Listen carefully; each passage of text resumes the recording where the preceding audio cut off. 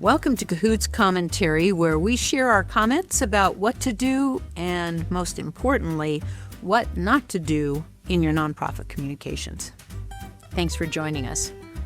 Our topic for this commentary is direct mail is dead. So, is it dead or alive? I would say definitely alive. I think that, just with the whole trend of the digital world and technology, people felt that they needed to get on the boat that was progressive and that basically was like, oh, all the paper stuff is dead. And now we see that everything is cycling back. Everything old is new again. Everything old is new again. Yeah. And so it's all recycling back to the things that cause just more sensory tact, activity, variety, smell, size, light, everything. I agree with you, Dee. And the reason I know we hear it's dead, we hear directly from our nonprofit clients and ministries who go, oh, direct mail doesn't work. That's usually the statement we get. Not that it's dead, it just doesn't work. And 9 times out of 10, when we dig a little bit deeper and we ask them more questions and more importantly say, can you show us the piece that you sent? It's usually pretty brutally, uncomfortably honest about why it didn't work. They don't have a call to action. They don't even have a website on there. They just are kind of talking to themselves instead of who they're supposed to be talking to. The layout graphically sometimes looks really mediocre and kind of moochy, where if you looked at it, you'd go, you disregard it. It looks kind of like junk mail. And the biggest reason it doesn't work is they only send out one. Mm-hmm. And they think the whole world's going to be at their doorstep going, oh, we need you, we love you. But that's just not how it works. We generally know that what's motivating the fact that they think direct mail is dead is they don't want to spend the money on it. It hasn't been budgeted. They think it's going to cost too much. Most of the time it's because they're not sure how to do that, how to go about it. And to a certain extent, we know as an agency, creatively, we get hired for that very purpose of how do we do this? We're willing to give it a shot, but we don't know how to design it. We don't know how to write it.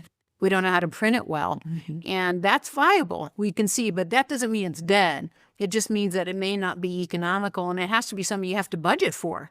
You simply do, and it needs to be part of a bigger plan. And what's important to consider, too, is talking with printers and getting good bids and making sure you're asking a lot of different people, because prices change frequently. Frequently. Yeah. Like COVID. But printers are very willing to work with folks, especially nonprofits. So it never hurts to reach out and see what the options are. They can find stuff within your budget. That's one reason why it helps to come with a budget. You present them and say, here's what we have. What can you do? Folks are very willing to work with you. So that's worth double checking and not just assuming the prices you had years ago are the same as now, because that's not always the case. There's been efficiencies added in. It's worth checking out. Well, efficiencies, gang printing. Now that takes a lot of planning. What gang printing is if you have a parent sheet of paper, which are great big, they're the ones that run through presses, or not even great big, maybe they're 11, 17, that you can print more than one, let's say direct mail postcard or direct mailer at one time going through a press, if you're using a printer that's using big presses, that you can sometimes own for just a little bit more, print 4 direct mailers that you're going to use throughout the whole course of the year. Have them all ready to go on the shelf. That's how you know they're going to get dropped at the right time, and see huge cost efficiencies there. But you have to plan ahead. And generally speaking, and this gets into full integrated communications, you're going to have a campaign typically. All of those are going to be designed along a certain theme, which again is perfect for reach and frequency. But direct mail is a huge foundational component of any good integrated marketing mix when you're doing, especially appeals, when you're appealing for money. Yeah, I think there are many economies on the design side as well. When it comes into the planning of the piece, like if you're going to run a bunch of different mediums on your messaging, if you do all of the artwork at the same time, you can literally take an image and reposition it for posts, reposition it or resize it for ads, email. So when you're doing that and you're doing it in one setting, we call it ka-chunk.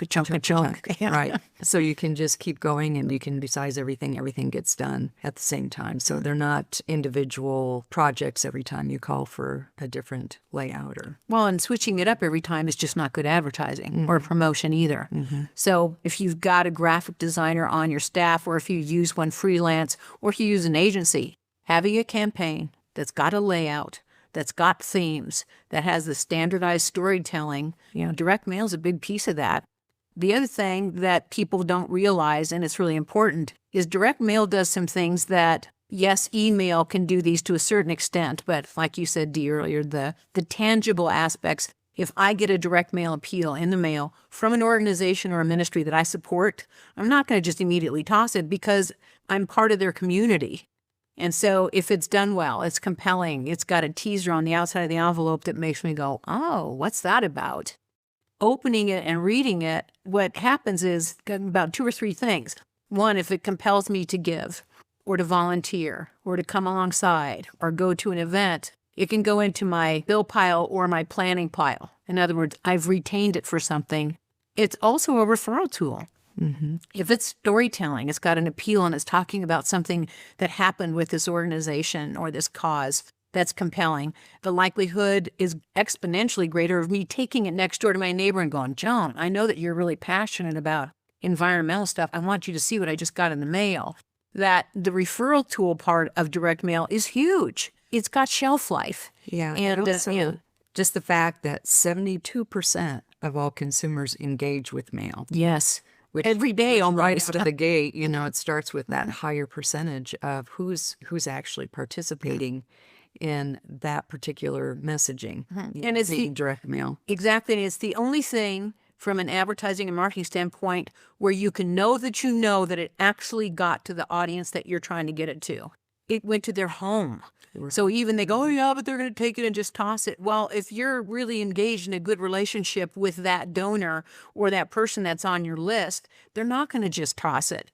But if it looks kind of, sickly and it really doesn't communicate well and it doesn't have good story and I can't clearly understand what you want me to do and I don't have a website on it or a response, vehicle, then of course you're not going to get the kind of response. But you have to make sure it's relevant to your audience. Right. Message is relevant to that. Right. And if they're your audience, it should be relevant. But sometimes if you're doing copycat, we see that a lot too. Oh, let's try it this way because such and such organization did it and they got like a really great response. And you go, because it was perfect for them, not because it's perfect for you. So how you communicate is a big deal. We always talk about shelf life of our pieces. Generally speaking, a piece of direct mail has been shown that it has like a 17-day lifespan in the home. And then we get to things that are more like periodicals or magazines, and then they increase to like 3 months or sometimes even more. Oh, yeah, longer. You think about the collectors of National Geographic. I was just in an office last week where there's a stack of them that are like 3 years old, but they're relevant. You look at what's on, again, presentations, everything, you look at what's on the cover of it and you go, yes, I do want to see what the top 25 pictures were in National Geographic for last year. But it does that. And that, by the way, in case some of you don't know what we mean when we're referencing shelf life, it just means that when somebody gets it, how long do they hang on to it? Do they, literally put it on the shelf and keep it or save it or want to pass it on or do something like that? And that's what shelf life is. And that's what you're always going for. The other thing, too, is you have to take into consideration how many people are in the household. In my house, I have this little clip on my counter, and I put mail that is important to everybody or to our family in there. And everybody that comes through the house, my kids are grown and out of the house, and when they come to visit, they go through all my mail. That's who's a little clip, And so you have to look at that and say, not only am I getting the message, but everybody within the household is getting that message as well. The other thing that's really important is a lot of times, granted, when you get a direct mail piece, you do have a split decision of, are you going to throw this out or are you going to keep it? But the nice thing about direct mail pieces is they do come directly into your mailbox and you do take them into the house and then you're sorting them. So you do see them for a certain amount of time and either you decide to engage with that or not. So you can throw it out. But the good thing about a direct mail piece is you can't block it. So that is a direct, as you said before, direct access into your home or your household. And with some of the digital stuff, a lot of people just turn it off, and they never even see any type of imaging. At least you've gotten an image or an impression. Dee, I think you told us about some research that was done recently that helps us really understand its effectiveness too. They did fMRIs, and they're the same type of imaging that you get with an MRI, but it has to do with how the brain functions. And so what they've found basically is that they've measured people responding to digital messaging, and they've So like an audio, listening to a podcast or something. or audio. something on the computer. Okay. Messaging on the computer. Got it. Yeah. And they've also done testing with people who pick up a direct mail piece, something in their hands. And what they've found is the percentage of engagement and response and brain activity is way higher with the direct mail piece because it's engaging more of the senses. So every time we send out a message to anybody and it engages, your audio, your vision, taste, smell, tactile, everything, it's going to give you a higher percentage of Lights up your sensors. Right. Yeah. You just get better psychological response. Brand recall is way higher than on digital. I think we did some research quite a ways back where we were trying to determine, the client wanted to know what was better to do, a print magazine or a digital magazine. So we went back and did some studies and stuff on it and found out, I think it was up in 30 percentile that a tactile magazine, the messaging was recalled like almost up to, I want to say 30%. And it had a longer shelf life. And the digital form. And at that time too, there were a bunch of issues that dealt with downloading, and it was kind of crazy because it was very difficult to get those digital magazines to the It audience. looked real sexy online. It's not the case anymore, but now I think our mode is, doing both because now it's economical enough to do, Sure. But Yeah, and we're not suggesting you shouldn't. no. We say direct mail is just the start, and then it's your blog post is the same thing, and you can send it out on social, Which is and a reach. you can keep frequency. it with it. Yeah, it's integrated communication, which is always you can take one story and take it through almost every single communication channel that you got. And I think, Kate, you brought up a really good point, too, is the fact that the mail needs to be relevant to your audience. And the other thing, direct mail, is you can localize it. Localization meaning having somebody's name in the piece. They're not just talking about addressing on the front. The actual piece on the inside can have localization. What the printer can do is leave a spot where you can input somebody's name or something else that's specifically relevant to them. Sometimes you'll see this with shopping and things like that. Like if I've bought a certain thing, sometimes, especially you'll see this in email, but you can do it in print as well. They'll list something maybe that I've bought or that somewhere I was.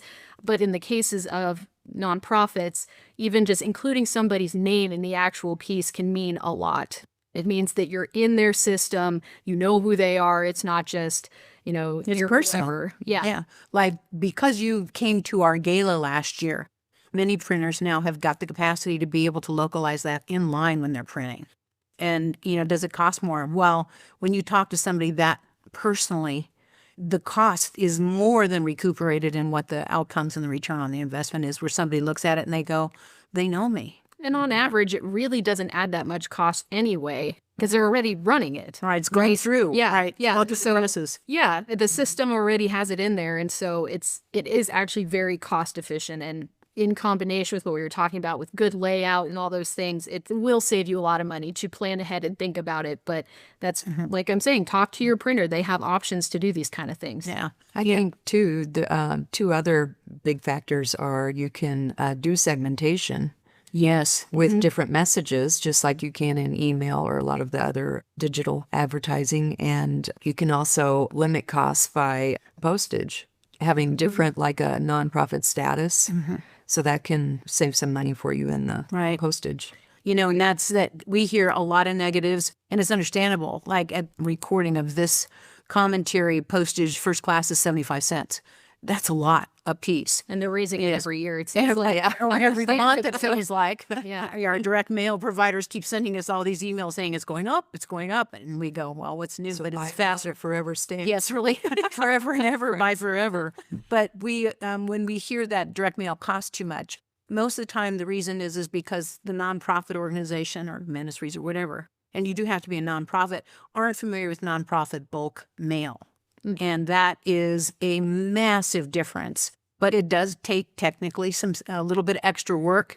But goodness, the savings is dramatic. Yeah, once it's set up, it's really easy. The last thing you want to do is use first-class stamps on every piece, and we understand that because you can't afford it. But after a certain quantity is one thing that's important. The nonprofit discounts, you have to send a certain amount. I think it's 250. Yeah. And you have to have 250 recipients. Yeah. For nonprofit bulk. for nonprofit bulk. Yeah. Right. And they have some other programs too for less than that. So again, it's always First class expensive. pre-sort is a good one that doesn't limit the number, but it still drops the cost exponentially. Yeah. Yeah, that's another thing your printer can do. They're already doing it for the most part. It just takes certain list hygiene, meaning you have to look through your contact list and make sure that fields have a certain name, but they'll walk you through that. But that alone can save you cost just by doing that kind of sorting.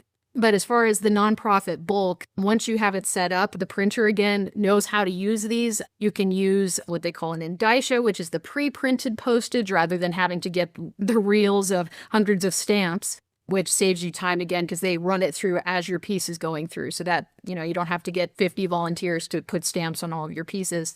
And you should know, direct mail services, they'll charge you, I think it's like a couple of cents a piece. It's really insignificant when you look at, instead of 75 cents, you're now spending 13 cents on postage, and they're charging you 3 cents to do the direct mail handling, which is 15 cents compared to 75. It pays for itself. It's not like it costs more to have somebody else do it for you. The money that you save on postage absolutely pays for it. But a direct mail provider, and here's a big benefit, will run your list through the U.S. Postal Service's system called NCOA, National Change of Address. That means they update the addresses where people have officially changed their address through the Postal Service. And yes, almost everybody does that because they want to get their mail when they move, that your direct mail provider will run it through the NCOA system and update your mailing list for you. So you're not sending things out at first class to an address that's wrong.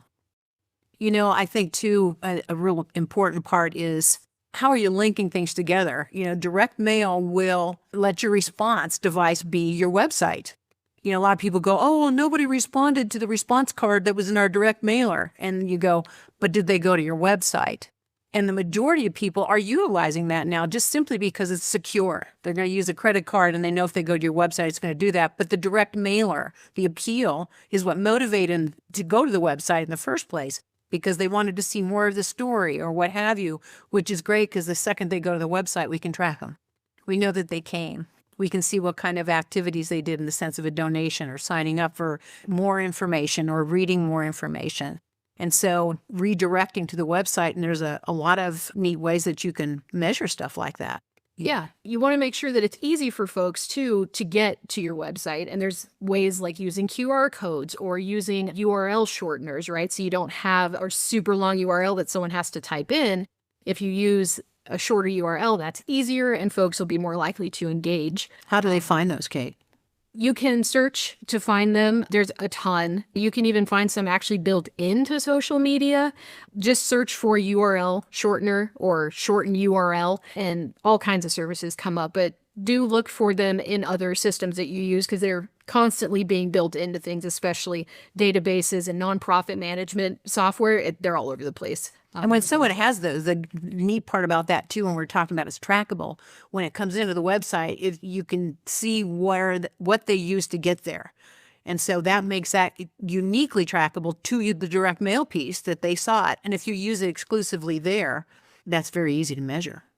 Which is one reason we actually recommend using very specific URLs. We call them vanity URLs or just specific landing pages. But we highly recommend that you do something specific because, like Sherry was saying, in your analytics, you can see where these folks actually came in on. And so if you have a specific campaign, make that URL like yourorganization.org/summer campaign, make it specific if you can. And you'll see it on your analytics, and you will know they came from that specific piece. That's how you make it trackable. And it's not a matter of cost there, because you can go and do that process. And a lot of people don't know the same thing. You can go onto Google and search, how do I get a QR code? If you've never used them, you can get them free. They don't cost anything, so you don't need to go, we can't afford that. The key on those QR codes, though, coming off your direct mailer, you want the people responding to them, using them. They get their iPhone out and they put it in, and it takes them to a dedicated page on your website.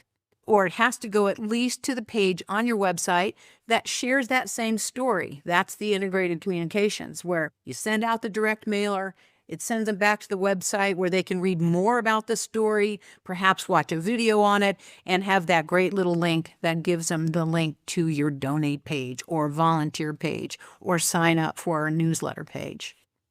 Another thing that when we were talking earlier about the efficiencies of printing and all of that and gang printing, what we do often, almost all the time, especially if the direct mail piece is storytelling. And it's letting the recipient know how this organization or ministry is doing great work, and they're telling a story about how it worked well.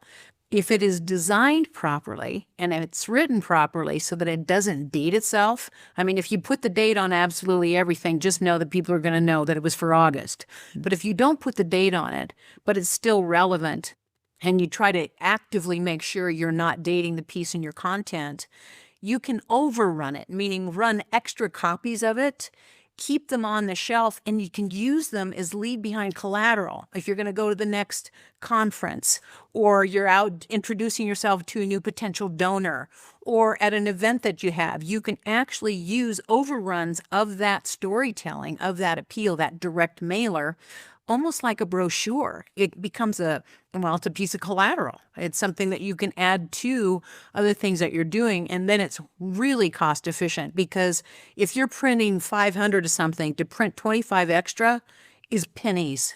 It is so cost efficient. If you go out and are just running something for the purpose of a brochure, you're incurring the whole cost. So if you've designed it well, it's got a great campaign, you've got continuity in the layout, and the voice that it's written in, your storytelling is the same, it can be used then as collateral throughout the year.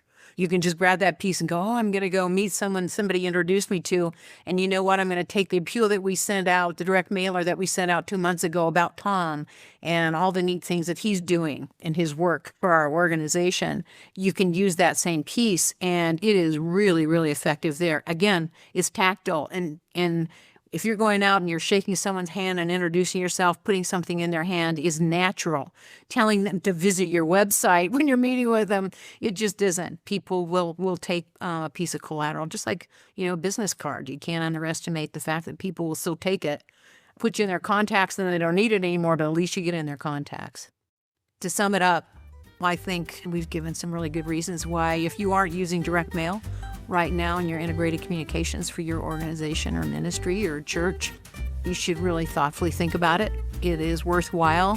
I'd say that we pretty much unanimously believe that question being direct mail is dead, and we believe that it's not. We think without question that it's alive and kicking. Yeah, especially if you use it and integrate it with your other tools of engagement. Yeah. Just doubles, everything doubles. Build your brand. Build your brand. Yeah. Wonderful. Hey, thanks for listening. And if you'd like to learn how to make direct mail for your organization, ministry, or church, we have training courses on that. And you can check those out at our website at cahootscommunications.com.